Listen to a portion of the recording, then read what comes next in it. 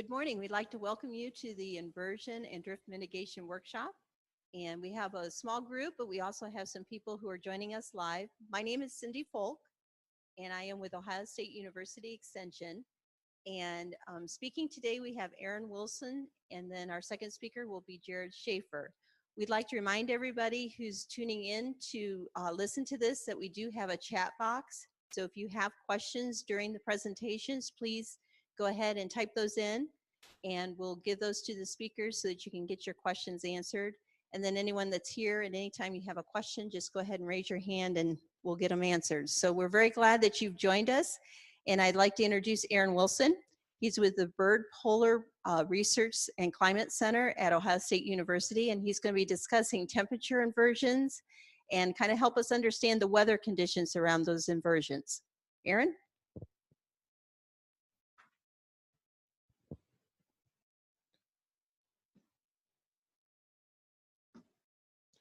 Thank you, Cindy, and yeah, good morning to everyone here and everyone that's tuning in digitally here.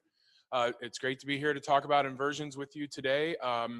This is a topic from a meteorological standpoint that's really exciting to talk about.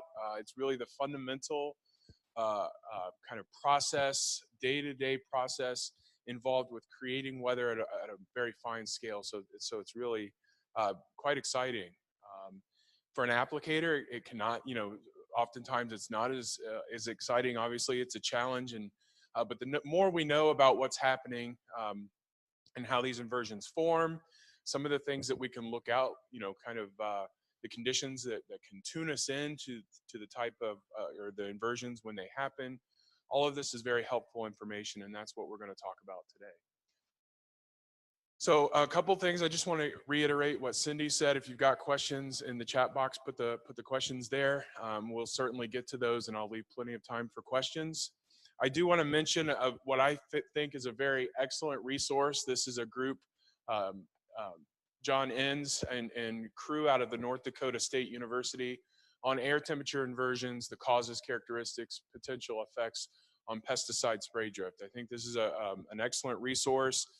A simplified read, and one that anyone that is interested in inversions and how it affects spray and drift is certainly one that I highly recommend you take a look at. So today's motivating questions, really, we want to walk out of here knowing what temperature inversions are. What do we mean by temperature inversions?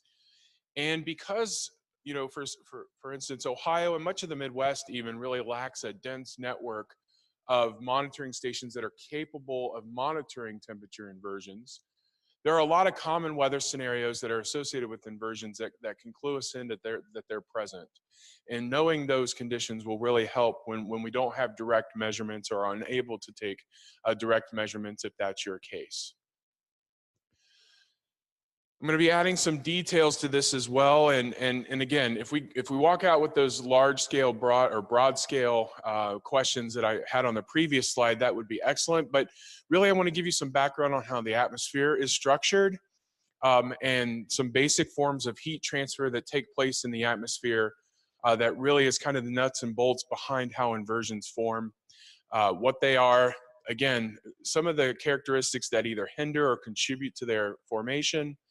And then some examples from here in Ohio and also elsewhere, letting us or allowing us to look at some more of the details of these inversions. And then again, how to identify without direct measurements if we're not able to take measurements of the inversions.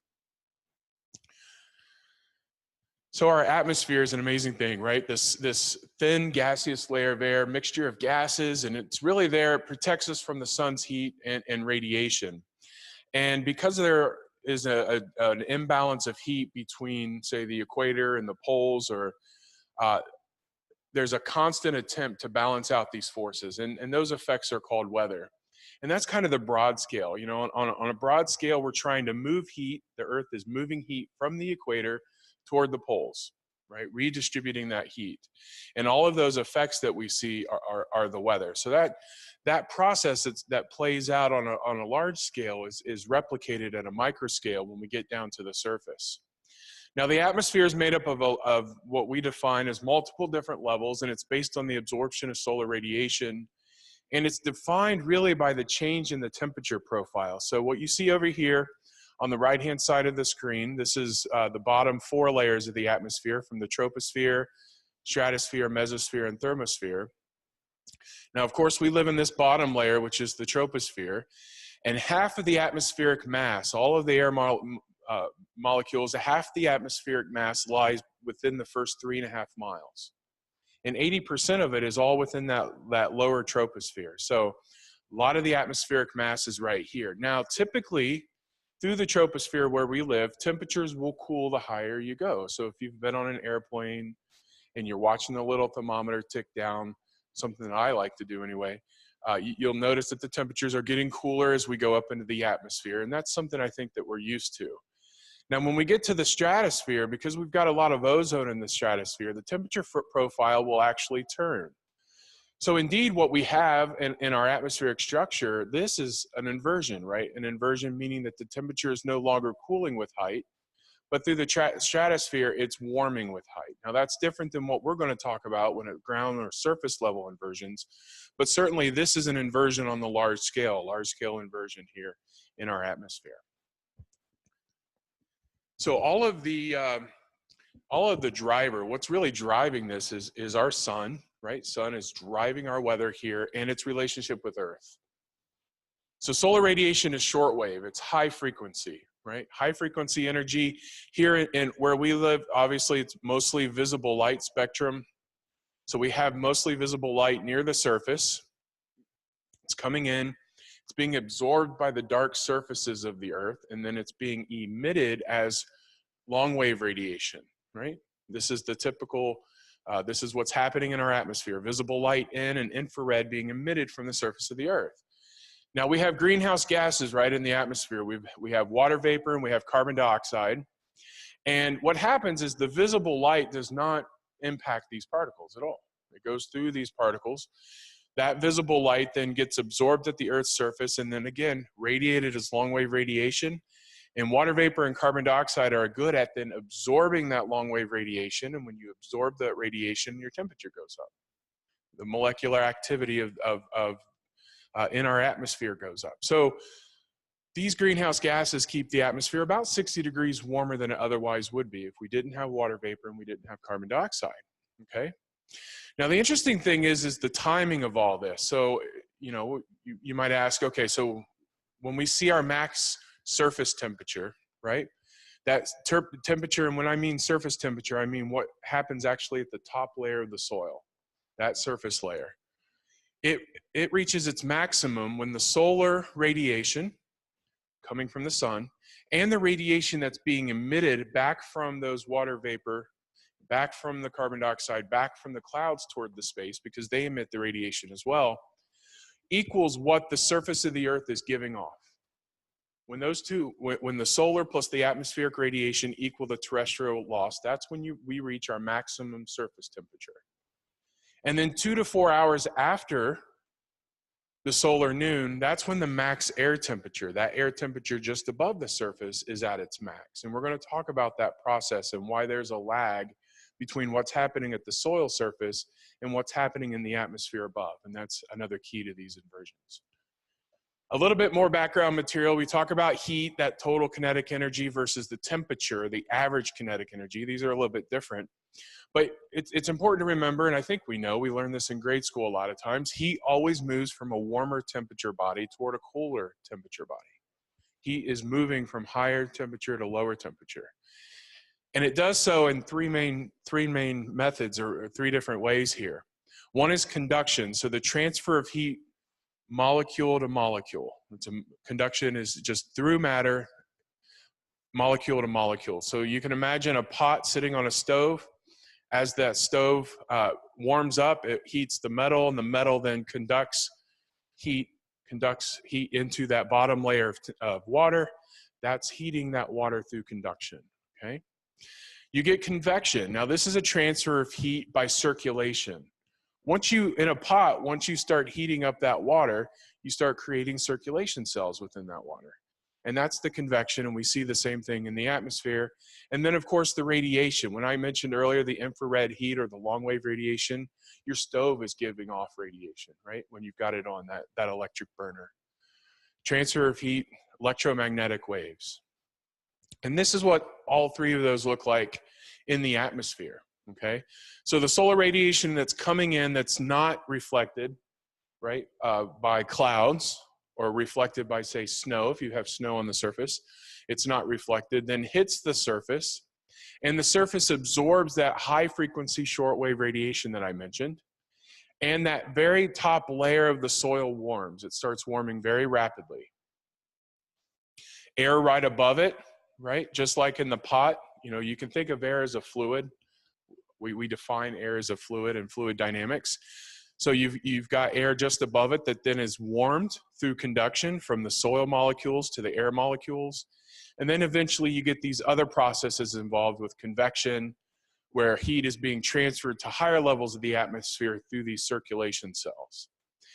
Again, the hotter the surface, the shorter the wavelengths, and more energy is lost from the surface, because you have higher temperature, which means that you've got a greater difference between the warm body and the cold body. And so you get a greater transfer of energy from the surface. So that was kind of all the large scale kind of overview of things. And what we're really talking about, and temperature inversions really are a microclimate phenomenon, right? We're talking about the climate near the ground, typically over a very restricted area, although you can get inversions over much larger areas. But we're talking about very rapid changes in surface characteristics, topography, you can think of the color, you can think of the heat capacity or how much materials can absorb heat. All of those things lead to rapid changes in air temperature, wind, and humidity over very short distances in time, okay? And air temperatures are very highly dependent upon those surface characteristics. So again, proximity to water, surface conditions, topography, do you have any built structures? All of those are going to impact your temperatures. It's going to impact whether an inversion forms or doesn't form. Slope, topography, cold air is very dense. It likes to move down slope, so it's going to find the lowest part of your field, or it's going to find the lowest part of your land. And so that's going to help then form a temperature inversion near the surface. So we have a scenario. We can talk about a scenario here. How the surface and the air temperature change. We're going to monitor that throughout the day. Daytime clear skies with little to no wind, okay? Little to no wind, the sun rises in the morning, and the solar radiation then immediately as the sun comes up starts being absorbed into that top surface, that soil layer, okay? So that energy, that solar radiation that I showed earlier, that's then right after sunrise, it's striking the surface of the earth, and that soil temperature starts rising. So as the surface temperature increases, right, that top layer of the soil is now warmer than the air above it and the soil below it. So energy gets conducted, molecular activity, into the cooler soil below and also into the air molecules above. So you've got heat moving from the surface of the soil in both directions. And that activity is going to intensify as the sun gets higher and higher in the sky, and those solar radiation rays are more direct with the surface, okay? Now in the air above, that air, as it warms, the air expands, okay? Heated air starts to expand. It becomes less dense. Anytime you warm up air, it becomes less dense, and then it starts to rise, right? Around it, that cooler, denser air in certain areas, it's going to start to sink, right? And so you can imagine that as the warm air is starting to rise and the cold air is starting to sink on a very micro scale, really close to the surface of the earth, you start creating these little tiny circulation cells, okay? And they slowly, eventually, they warm that layer of air just above the surface of the earth. And that's the convection. That's that turning of the air, the mixing, where warmer air is lifted aloft and colder air down, and you start mixing that air close to the surface. So now that as the sun continues to increase in intensity, those circulation cells are going to grow, and they're going to grow and mixing more and more air aloft. And then a few hours after sunrise, this is what your air temperature profile is going to look like. So this graph is showing your height above the ground from 0 up to 20 feet, and then the temperature on the x-axis here in Fahrenheit. So a few hours after sunrise, the surface, that skin surface temperature of the Earth is the warmest temperature, and temperatures then cool with height. Okay, so the farther you get from the ground, the cooler your temperatures are compared to the surface. And that's a typical day, sunny, little wind, clear skies. This is the type of profile that you're going to see, right? This is a conditionally unstable, or depending on how steep or how big this change is close to the surface, could be an unstable atmosphere, and eventually you wouldn't have clear skies. But certainly this will lend itself to circulation to continue to grow. Okay, so the warmest air temperatures are located near the surface. They decrease with height above the surface, and the largest changes over a very short distance, right? On a typical day, maybe within the first 5 feet, you can drop 10 degrees. Okay, 10 degrees within the first 5 feet here. So you 5 degrees, 10 degrees, depending on how rapid this is. So this process is going to continue. Transferring energy, circulation cells are growing until it's throughout most of the atmosphere. And what will happen is you get these puffy cumulus clouds at the tops of these columns of warm air. Okay, because the convection has grown until it condenses, it reaches the condensation level here, and the clouds form, and this is what you would typically see, right, by about afternoon time. That's a typical day, no inversion is present. Then the magic really starts, right? This is the magic that happens. So the Earth's surface temperature at the top of the soil, again, as soon as the sun starts descending, as soon as the sun starts coming down, it's now not receiving as much solar radiation, right, at the skin surface. So that surface temperature at the top of the soil now starts decreasing. It starts getting cooler. Now, as that solar radiation is decreasing, but the surface is still emitting more terrestrial radiation than it's receiving either from the sun or the atmosphere, because we don't have clouds, that temperature of the soil is going to continue to go down. It's going to continue to decrease. So you get a situation now where the surface is no longer the warmest part of that whole profile. It is now cooler than the adjacent air right above it. So the surface is cooler than the air just above it. Heat from that warmer air, right, now that the air is warmer, heat's going to move in what direction? It's going to move opposite of what it did earlier in the day. Heat's going to move from the air back into the soil now. So it gets conducted to the cooler surface, the cooler soil surface.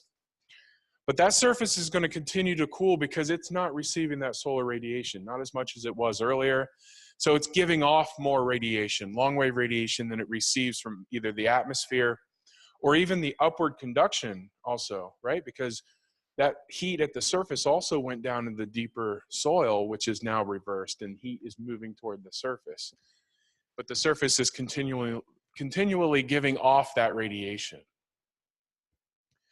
So what happens is by late afternoon, when we have clear skies, we end up with a profile like this. So the surface temperature is going to continue to decrease as more heat from the adjacent warmer air gets conducted to the cooler surface, right? And eventually the air right next to the Earth's surface, that air will be colder and denser than the air above it. So we've flipped that profile now in the lower part of the atmosphere. This is the beginning of a temperature inversion, because you've got a cooler surface, right? It's cooler at the surface, but as you go up from the surface, your temperature warms. Your temperature is warmer than it is at the surface because the surface is giving off a lot of radiation and more than it's receiving. So this is a temperature inversion with increasing temperatures with height close to the surface. Okay. So more heat energy is conducted from the nearby air, so the air and the soil, to the surface, and it's continually being lost by radiation, by terrestrial radiation. And it works really effective at night or during clear skies, you know, when our temperatures can fall very rapidly, because there's nothing in our atmosphere that's absorbing much of that radiation that it's giving off, and it's just cooling. The surface is cooling very, very quickly. So as long as the skies remain clear, then the surface will continue to cool. There's nothing really absorbing that radiation and emitting it back down to the surface. So during a clear night, air temperature nearest to the surface is always the coldest. It's always going to be colder at the surface than it is just above it on a clear night because of that loss of terrestrial radiation. Okay? So that's the temperature inversion and kind of the beginning of the temperature inversion. We can talk about a couple of characteristics that go along with this as well. Now there's some other unique features to consider, and we have conducted, the State Climate Office of Ohio, and particularly Jim DeGrand, who's a professor with geography and assistant state climatologist, looking at these inversions over at turf grass on West Campus of OSU. And near sunset at this site and some others as well, you experience a slight increase in the wind. So throughout the afternoon, the wind dies. And then just as sun sets, really, you get a slight increase in wind accompanied by a small shift in the wind direction, okay? And typically at turf grass, these nocturnal winds, when they shift, you know, we might in the summer have a southwesterly wind, they shift a little westerly, okay? They back a little bit westerly. And what's happening and what we've been able to interpret is we get laminar flow or horizontal movement, right? Those little uptick in a very light wind speed because the cold air is flowing from turf grass downslope toward the Olentangy River. It's flowing down toward the Olentangy River, right? Generally, they're very light, so less than 1 meter per second, but they're not really capable. That wind's not capable of disrupting the inversion, and we'll get to that, you know, wind being that key characteristic here. So in the context of spraying, it's very important to kind of, you know, the importance, for instance, with field watch and things about areas around you. Topography is going to play a big role in that because the colder, denser air is going to want to drain or move into those lower elevation sites, right? So you can get a slight shift in the wind direction as that cold air starts to settle. And I think that's very important in this context. So we can summarize an inversion here, right? So you have the dense, colder air close to the surface. You've got warmer, less dense air above it, okay? And this creates a very stable atmosphere. And by stable, we don't have that convection, that overturning to mix the air in this case. So in this inversion, air tends to move horizontally. Right? The wind moves horizontally, typically at very low speeds. And this is a very stable atmosphere. It resists any of that vertical motion. Now, the question often is, okay, so what's if I am measuring these temperature inversions, where do I need to measure them? Typically, we define them by the difference at of temperature at two different heights. So most of the time, it's near the surface, and then what's the temperature about 8 to 10 feet above the ground? Now, you would be able to detect a difference between at the surface and say 4 feet above the ground. And if it's warmer at 4 feet above the ground, sure, you've got an inversion. But the strength of an inversion is going to depend on how strong that difference is, how much more rapidly it warms. For instance, in Antarctica, where it's very, very cold at the surface, it could be 20 degrees warmer at my head than it is at my feet. Right? It's a very, very stable atmosphere, and you can get big changes there, okay? The other thing that's important is on clear nights, temperature inversions or ground temperature inversions are most intense just after sunrise because there's a lag in the surface heating, right? A little bit lag in the surface heating. So that inversion is going to really be most intense just after sunrise before then that next day's cycle that we reviewed before starts to break down the inversion. Okay. So what if it's windy? Okay, so we went through a scenario where we had clear skies and very little wind, but what if it's windy? So we've got clear mornings with little to no wind. Those convection cells would continue to grow as we detailed before. And this is that same temperature profile, okay? So very rapid cooling of the air right above the surface. Not so much as you get up, it starts to mix a little bit, but certainly cooler with height. Now, typically, we'll start out with no wind in the morning, and then eventually we start mixing and getting more air turbulence. And we start mixing that air, the warmer and the cooler air. The cooler air causes these light, gusty, variable wind direction near the surface. And you end up with a profile like this. So what you get is a much less, say, decrease in temperature with height, because that cooler air and that warmer air have been mixed out, okay? Mid to late afternoon, when the sun's starting to go down, those convection cells will weaken, the puffy cumulus clouds, they'll evaporate, and the wind speeds will decrease. And so the wind speed is 0 at the Earth's surface. It's a good thing to remember, 0 at the Earth's surface, and then really increases exponentially with height, unless you have wind that's doing a lot of that mechanical swirling motion and mixing of the atmosphere. And that's during the daytime. But wind at night really inhibits the inversion strength. It really inhibits the development of inversions. So during an inversion, the eddies cause the air from greater heights, wind speed, temperature are greater, to mix down to the surface and aloft. And that will break down your inversion, okay? So maybe, you know, sometimes we start out with a calm night and you get an inversion profile again, right? Increasing temperature with height.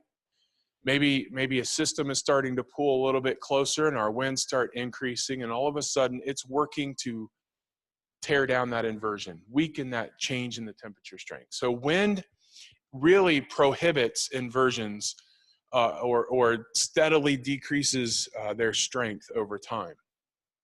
What's interesting though is that even in the windiest cases, right, you still have surface temperatures that are cooler than the air temperature above it, right? It may not be very strong, it may be very, you know, a much smaller difference, but even during windy nights, you get, you know, air temperatures at the surface are cooler as long as it's not cloudy, as long as it's clear, because the surface is continuing to give off that energy. And I mentioned this a couple times, but we can get into a couple more specifics here with clouds and the impacts on the radiation.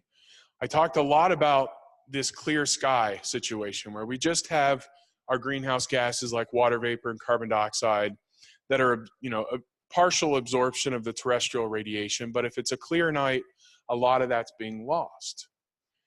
Now, clouds are made up of water droplets, ice crystals, you know, that absorb, they reflect, they emit radiation. So the greater the cloud cover that you have, more of the solar radiation during the day is reflected back to space or absorbed by the clouds, okay? From the surface energy, what the Earth is giving off, nearly all of that terrestrial radiation that's emitted from the Earth's surface gets absorbed by the clouds, emitted back to the surface, right? That's the impact that clouds have on our weather. We know if it's cloudy at night, our temperatures are warmer.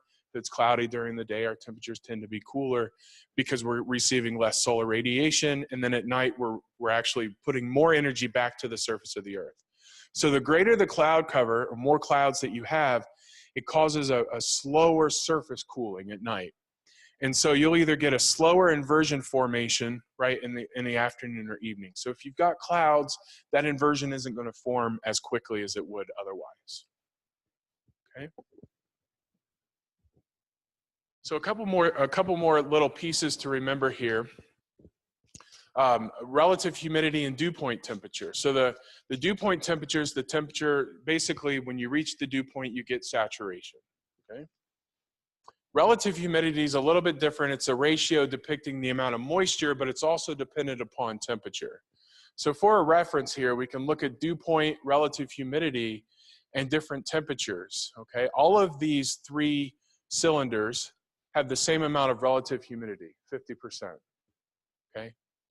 But the warmer cylinder here at 95 degrees has a higher dew point, 74, right? So it's got more moisture in the air compared to a cooler temperature with the same relative humidity, okay? There's more volume of that water vapor in an atmosphere that is warmer with a higher dew point. So it requires less water vapor, okay, to attain a higher relative humidity at low temperatures, right? So the more water vapor to attain those higher relative humidity and warmer hot air. Why does that matter? Why is it important? Well, if you've got a lower dew point temperature, there's less water vapor in the atmosphere that I mentioned that absorbs that radiation that's emitted from the surface to emit back to space or emit back toward the ground, right? So the drier the air means you get more loss of energy to space. The surface will cool very rapidly, and inversions are going to form very, very quickly and often be more intense when your dew point temperature is lower, right? So if you've got, I'm thinking of a scenario here in the summer, it's a warm day, 90 degrees with a dew point of say 68 or 70, right? Our temperatures in the evening kind of stay warm, they linger, and then all of a sudden it might still be 80 degrees with a high dew point at 11 o'clock at night. So that inversion is forming very slowly, right? Versus a day where, for instance, maybe we have a cold front go through and it's 78 or 79, and our relative humidity, you notice, is like 30 or 20%, and the dew point might be down, around 50 or 55. So there's less water vapor in the atmosphere. Your inversions are going to form much quicker because you have less water vapor in the atmosphere. So a lot of that radiation from the surface is just going to be emitted, okay? Now, upper canopy leaves, okay, a lot of times cool to the dew point temperature during a clear, calm night, and certainly it happens earlier on these leaves, but what happens is that as that water vapor condenses because it reaches the dew point, you see dew form. I mean, that's where dew point temperature comes from. Or if it's cold enough, you get frost if the surface temperature is below freezing. So that's a big clue about inversions. If dew or frost deposition has occurred on the upper canopy of leaves, it's a warning that an inversion is likely or may exist. Okay, so if you have dew on the ground in the evening, you likely have an inversion in that area, okay? Now, as that surface continues to cool, that overlying air will also cool by that molecular activity that I mentioned, and eventually condensation happens at the surface and fog appears, right? We know fog is essentially a cloud that forms near the ground. Dew or frost will appear before the fog, right? Dew on the leaves will form before that air becomes fully saturated. So the presence of fog nearly always indicates that an inversion condition exists. Prior to the fog formation, it's likely intensified. You probably have an even stronger inversion by the time that you have fog present, okay? So, I mean, all droplets essentially will have a fall speed, right? But if you've got fog, they're not going to evaporate as efficiently and can be moved right horizontally by those drifting winds. So I think I'm going to stop there for a second and see if there are any questions here in the crowd or any that have come in from the Zoom. No questions? Okay, good. All right, so anyone here in the crowd? Anything to clarify? Okay, well, we'll keep going then. All right. So let's look at this in some practical examples. I pulled one from the turf grass and also one from work that's being conducted at the University of Missouri with Kevin Bradley and Mandy Bish, who have done a lot of work on inversions there in Missouri. So we're going to look at putting all these pieces together just over the course of one day, September 12th and 13th in 2016. And you're going to see various lines here. This is just hourly observations. We'll start with the temperatures. This very dark curve here, this curve that you see. So we have temperature on the y-axis and time here on the x-axis. This dark black line, that's that temperature at the soil surface that I mentioned, the Earth's surface temperature. Then you see 5 blue lines from dark blue to lighter blue. The dark blue are temperatures close to the ground, right? The light blue are temperatures at 10 meters, or close to 30 feet, a little over 30 feet, right? So we have different temperature heights here. Actually, I think this is at 8 meters at the top. The red curves are the soil temperatures, okay? So we have the dark red curve is at 30 centimeters in the soil. The lighter pink is what's 10 centimeters below the surface of the earth. So it's 10, 20, and 30. Okay, so we're going to watch how these change and put the pieces together. So this is that kind of daytime, no wind kind of scenario. The sun starts striking the Earth's surface, and very rapidly, we see this dark line skyrocket, right? Skyrocket, much warmer than the air temperature. That surface temperature gets quite warm. So even though the air temperature only reached a peak of about 80 degrees that day, before that happened, that soil temperature was closer to 90. Again, the surface temperature is warmer than the air above it, and it cools with height. That's a typical situation. Remember I said, as soon as the sun starts going down, the magic starts, right?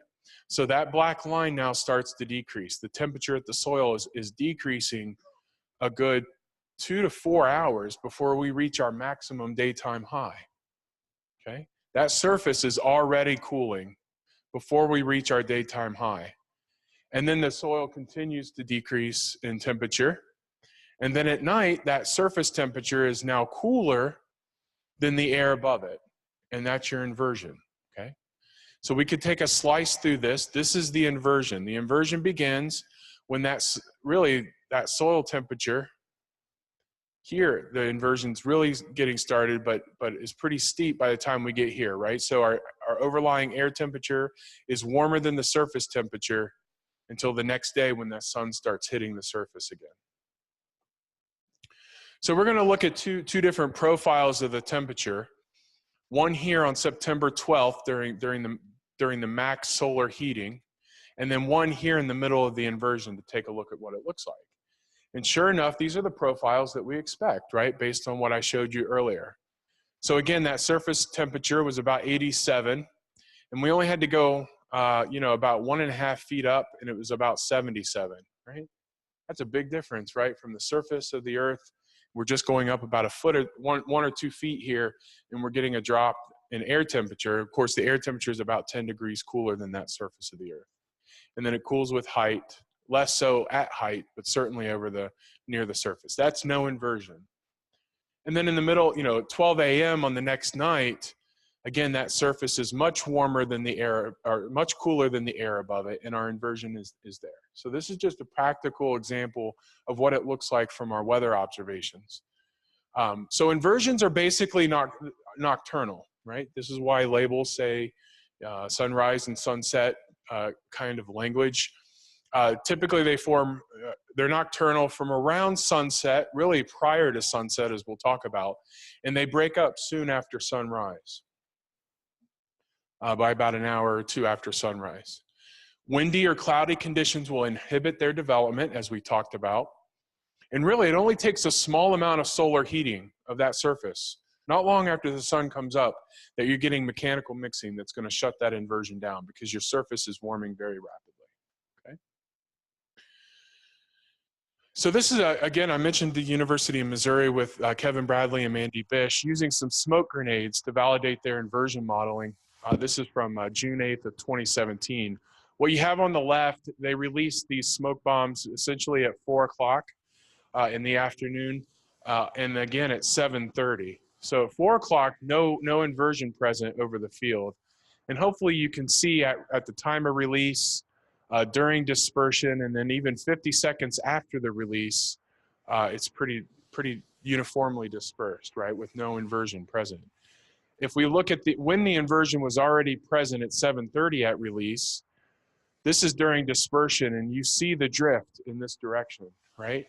And even 50 seconds after the release, it's dispersing mainly in this direction, and it's flowing either because of the topography or those light winds that are flowing horizontally along the surface of the field, okay? So it's a practical example then of the difference and why it's important to know whether a temperature inversion is present.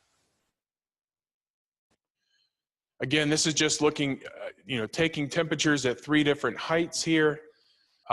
No inversion was present at 4 o'clock when the surface temperature, that 18-inch temperature, was warmer, warmer than the air above it here at 120, versus when the inversion was present. Okay, so just another practical example of the things that we're seeing within as an example of what happens, say if you're spraying during these two different times. So kind of to round out some of the clues that can help us identify the presence of inversions and things to keep in mind when you don't have direct measurements. The practical advice here: clear skies is a good indication that inversions are going to form, okay? And they're likely to be intense when we have clear skies because of the loss of radiation. Generally calm winds, less than 3 miles per hour. We do know based on evidence that you can get in, pretty fairly strong inversions that still resist up to maybe 4 or 5 miles per hour. But calm winds are certainly going to lend themselves to inversion formation. If dew is present, you've got an inversion really that's getting started or underway. If fog is present, your inversion is likely intensified. So any areas of your field where you see fog or haze or smoke patterns, those are going to be areas where the inversion is already formed, because they're likely to be most intense in that low-lying terrain, what we call cold air drainage. That cold air, like I mentioned on West Campus, that wants to settle toward the Olentangy River, you can get small-scale effects within a field if you've got a lower area. That cold air is going to pool in that area, and you're going to have an inversion form sooner than the rest of the field. Again, I mentioned the horizontal smoke patterns. Yes.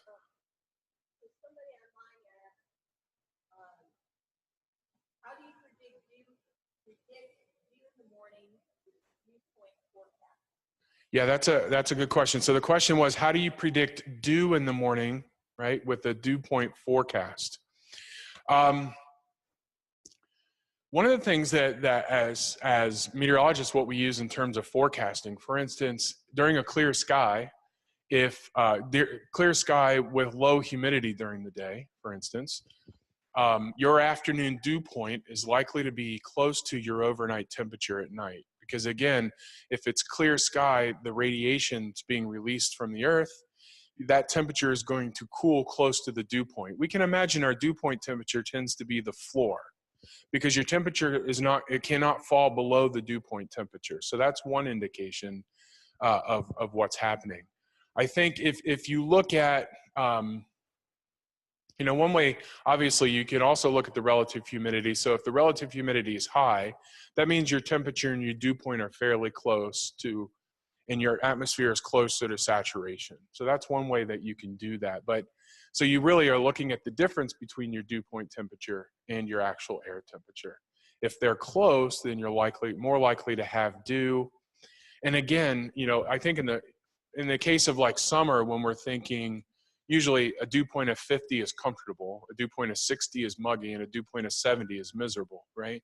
We're going to have dew, 70, 60s, 70s, a pretty good bet. But again, it's kind of difficult because you can cool off very rapidly if you have less water vapor in the atmosphere. So I wouldn't rely heavily on whether dew is going to form, but certainly the more water vapor you have in the air, the higher your dew point temperature, the more likely you will have dew.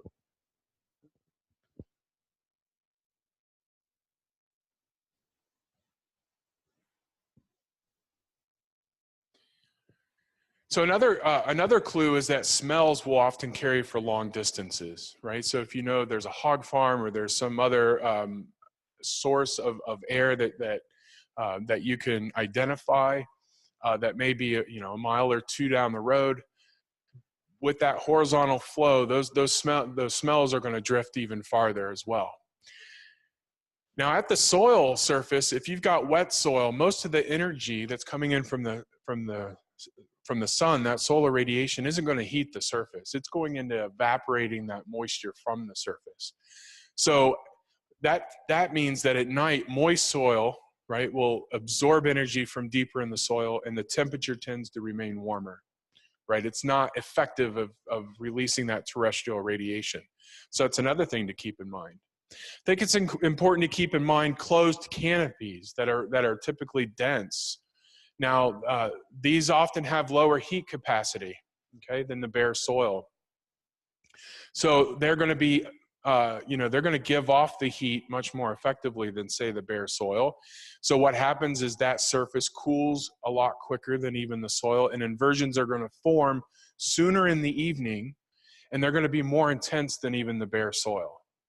So I think that's important as you go through the season as well in terms of the inversion and the strength of the inversion over time.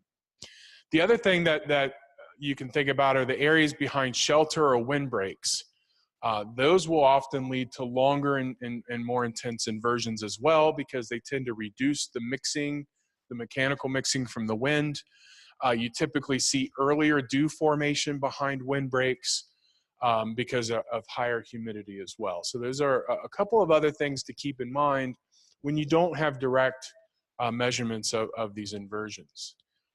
Of course, a lot of us, I think it's fair to say, a lot of us tend to be weather geeks. We love watching weather and looking at weather all the time. Certainly on a weather map, anytime you see a big high pressure center that's close to or sitting over top of your region, you're likely to have an inversion.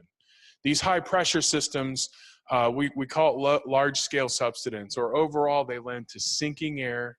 They lead to typically lower humidity, light winds, and lack of precipitation. So at night, under high pressure, your surface is going to cool very rapidly, efficiently pump that terrestrial radiation into space, and lend themselves to a development of an inversion. So this is an example of an inversion, June 2nd, 2017. In Columbus, we had a high of 82. During the day, we had a temperature of 53, or sorry, overnight low of 53. Our dew point and relative humidity at 3 p.m. were 41 and 23, okay? So we had an air temperature of 82 and a dew point of 41. Very little water vapor in the atmosphere, very low relative humidity, 23%, very efficient inversion formation, okay? We can look for fronts. How close are the fronts? This is one in September 12th, that example that I showed you from Waterman. High pressure is up into the northeast. So we've got kind of a southeasterly flow here around the high pressure, but it's light. You can look for these lines of equal pressure that are connected on a weather map. When they're tightly packed together, you tend to have stronger winds. When they're spaced apart like they are on this day across Ohio and Indiana, you have light winds. And again, the presence of a high pressure is going to be lack of clouds and no precipitation. So at turfgrass, we hit a high of 80 that day. At 3 p.m., the dew point was 53. Again, there's a big difference between your dew point and your temperature. Relative humidity was only 40%. An inversion formed that night, okay? And another scenario is we get these high pressure centers off the coast of the eastern U.S., front located well to the west. Again, these isobars are getting a little bit more stacked here with winds, but there is some resistance to the wind. And you can notice here that we had a high, this is a Finley example, a high of 88 and a low of only 74. So the temperature didn't drop that much that night. At 5 p.m., we were still looking, though, at a dew point of 54 and very low relative humidity. So lack of water vapor in the atmosphere lends itself to the formation of these inversions. So a couple more things before I close out the presentation. You know, in addition to the temperature inversions, you know, when we think about labels and obviously we have to think about things like wind as well. I wanted to look at kind of a regional climatology of winds across the state and how that might impact timing of application, especially if we combine temperature inversions with that as well. So I looked at some stations for and different varying number for different regions, more up in the Northeast, but not really impacted by the number. But we had some stations in what I call the Northwest quadrant here, Northeast, Central, Southwest, and Southeast. And I'm going to show you some graphs, and I'll describe the graphs, but I think they're really insightful for what's happening. So what you're going to see is you're going to see 6 lines, and this is the what you can call the average, the long-term average of wind speed for each of these months. And I'm doing March through August. All right, so dark blue is March, light blue May, dark red June to light reddish is August, okay? Looking at the various months and the local time. So you can see along the x-axis 8 p.m. to 7 p.m., okay, 8 p.m. to 7 p.m. And this is the wind speed in miles per hour. So this is the Northwest and the Northeast in that long-term climatology from 1988 to 2017. And this is the typical wind speeds that we see for each hour of the day, okay? Now what I want to do is I want to remove first that potential inversion, right? So we're going to assume 8 a.m. to 8 p.m. to 8 a.m. Likely we're going to have an inversion, right? We're going to have that warming air at night. And then if we're using the labels of 3 miles per hour and 10 miles per hour for some of these products, right? And I'm going to pick a month, which is May. This is the light blue. At about 11 a.m., winds on average are above 10 miles per hour. So if we take out all of the time with the possible inversion and we take out the time when the winds on average are greater than 10 miles per hour for these two locations, we get a window of about 3 and 4.5 hours respectively for the northern part of the state. That's a pretty tight window, right? If we're looking at these things. I'm pulling up Southwest and Central. It was kind of interesting. Central has much lighter winds, and you can pick your month. I used May here. Much lighter average winds in the central part of the U.S. here, or central part of Ohio. But if you remove the potential inversion and the windier parts of the day, again, you've got pretty slim windows here to fall within those restrictions. There are differences, obviously, between a more urban setting and a more rural setting. So I picked Columbus and one that's still in central Ohio, but Fairfield County here. You can see a difference here in May. Where the window is larger in the rural area compared to the more urban setting, and a lot of that not necessarily obviously with the potential inversion, but more that those windy conditions because of urban canopies or building structures. There's a lot even beyond just the city scale, but built structures can impact those winds as well and tend to funnel them in certain areas. It was interesting to look at some differences between lakeside and a more inland location. Okay, so temperature differences between the lake and the land are going to often drive windier conditions. So this is Cleveland here in Northeast Ohio versus one in Tuscarawas, right? Where this Tuscarawas never really averages wind speeds above 10 miles per hour. So there can be big differences, a very slim window here, right? Up at this station in Cleveland versus in a more rural setting. Now, wind doesn't look like this, right? It's not these, we can't make smooth curves and say, that really defines the wind very well. This is just 7 days of wind the first week of May over at the West Campus of OSU. And these are 1 minute averages that you see, and then the hourly averages in the red dots, okay? So very chaotic. Winds are chaotic in nature, right? And they change very rapidly. That's what you're seeing here. And then those hourly averages with the red dots. So that's what wind really looks like. But it's still good to look at what it looks like over the long term to kind of help define what our management might be in terms of when it's a good time to spray. So since Jared's going to be talking about the drift watch or the field watch, I want to kind of focus in on perhaps a station across northern Ohio, looking at a particular month here. Sorry, a particular time, particular subinterval, just in May. Okay, just the May climatology. And you can look at the various wind speeds in the primary direction here. So most of the winds in Findlay are westerly or southwesterly with a little bit more northeasterly depending on some of the storms that come through. But certainly there's a lot of potential, right, for downwind issues in this part of our state. So we're gonna do a little experiment here. We've got, again, the wind speed, and this is the day of the month, just for May of 2017 for Findlay, Ohio. So we can, for the month of May, there are 744 hourly observations, okay? Hourly observations. Out of those 744, 389, or about 52% of those hourly observations show wind speed, hourly wind speeds above 10 miles per hour, okay? And of the 744, 29, or about 4%, are below 3 miles per hour. Okay, so we're starting to restrict based on that. We know that measurable precipitation fell on 14 of the 31 days, and that's not counting a trace. Okay, so there were 18 days that were not available, essentially. Of the remaining 326, after we do this math, right? These are hourly observations within 3 to 10 miles per hour. There were 173, or about 23%, that weren't available because of precipitation. Okay? Those are the green blocks. So there's 153 hours left.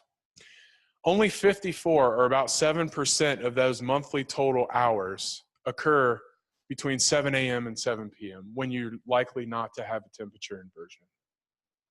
So this is a 1 month, and this is just for a single station, but I think it's pretty clear that we really need to be in tune with a number of these weather variables when we're thinking about spray, right? Both the inversions and the likelihood of wind as well. One last question that often comes up and certainly has been investigated more in more southern states like Arkansas and Missouri deals with volatility in temperatures. These are the historical temperatures, again, for different hours of the day locally, Northwest and Central Ohio. Even in the warmer months, you know, around 2 to 4 when we're at our warmest temperatures historically, you know, it's 80 to 85 on average. Do we see warmer temperatures in that? We do. We certainly do. And one way to look at it is the average number of hours per month that we spend in certain bends, right? So we'll just take our Columbus station here. So these are temperature between 80 and 90, 90 to 100, and 100 to 110, broken out by month from March to August. And this is the percentage of the number of hours. So if we're looking in May, we spend about close to 60 hours here in Central Ohio where we're above 80 degrees. Above 90, it's on average from 1988 to 2017, it's only about an hour in May where we spend above 90, okay? And then, of course, we don't really spend any incremental time above 100 much.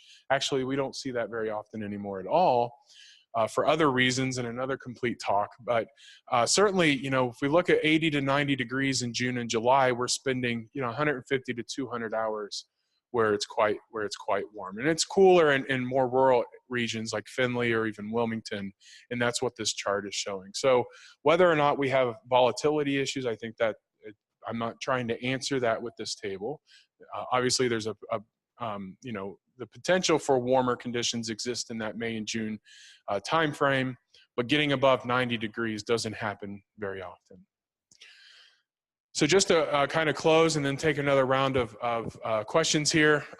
Again, I want to thank Jim DeGrand for his help. And these two are resources I think are really excellent resources for more information. And there's a lot of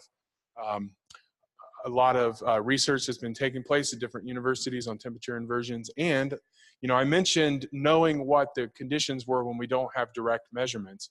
It is a goal of the State Climate Office here in Ohio to develop temperature inversion modeling network. We have equipment, and it's a matter of time, it's a matter of funds of getting that equipment in the field to help produce something that the University of Missouri has done very effectively in creating a network of stations that can monitor potential inversion across the state. So with that, I'll end, and I'll take any questions before I turn it over. Thank you.